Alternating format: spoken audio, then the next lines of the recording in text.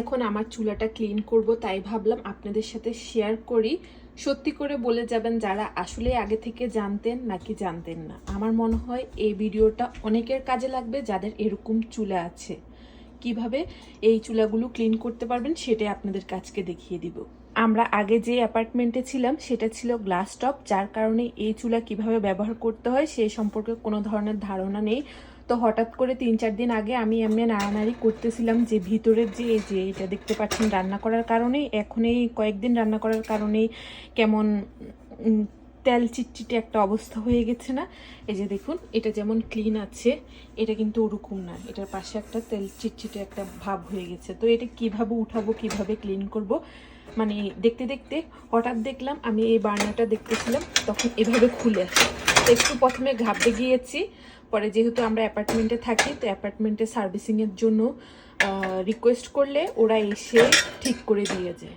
তো ওরা এসে আমাকে দেখিয়ে দিয়েছে এটা খুলে নেওয়া যায় ইজিলি, আবার এটা ক্লিন করতে পারবেন। এই যে দেখেছেন, এটাকে জাস্ট ওয়াশ করেন বা একটু মুছেন। এই যে দেখেছেন, একটু চাপ দিলে ঠিক মতো যদি জায়গা মতো চাপ দেওয়া যায় তাহলে একবারই এটা লেগে যাবে, বুঝতে পারছেন।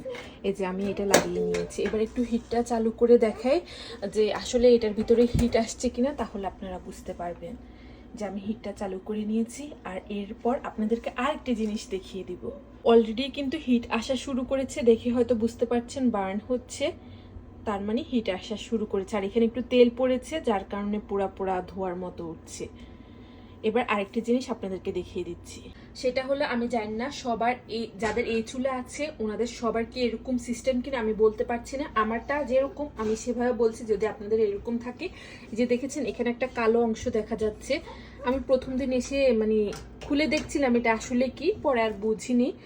পরে টানাটানি করতে করতে তখন বুঝতে পারলাম এখানে লেখা ক্লিন ক্লিন লেখা। তো এটা ধরে আপনি যদি একটু টেনে এনে 2 হাত দিয়ে এটা উঠিয়ে নেন, যে দেখেছেন এটা কিন্তু এই যে লক হয়ে গেল। এখানে যে জয়েন্ট আছে, এই যে এখানে আরেকটা জয়েন্ট লক হয়ে গেল। তখন আপনি চাইলে এই যে দেখেছেন আমার নিজের রান্না করার কারণে ময়লা পড়েছে, তো এই জায়গাটা পুরো সারফেসটা সুন্দর মতো ক্লিন করে নিতে পারবেন। দেখতে পেয়েছেন। আবার বসার জন্য যখন এটাকে আবার সেট করতে যাবেন তখন তো এটা লক হয়ে যাচ্ছে, তখন এই স্ট্যান্ডটাকে তাহলে ইজিলি এই চুলাগুলো ক্লিন করে নেওয়া যায়। আমি অনেকের মানে এই স্টোভগুলো দেখেছি, এই যে ভিতরের যে অংশটা আছে না অনেক বেশি নোংরা হয়ে থাকে, কারণ রান্না করলে জিনিসপত্র তো পড়বে স্বাভাবিক, যা হয়তো অনেকে জানে না যে এটা যে উঠিয়ে ক্লিন করা যায়। যদি আপনারা আমার ভিডিওর মাধ্যমে জেনে থাকেন তাহলে অবশ্যই আমাকে একটা থ্যাঙ্কস দিতে ভুলবেন না, আর ভালো লাগলে আমার ভিডিওটি শেয়ার করে রাখতে পারবেন।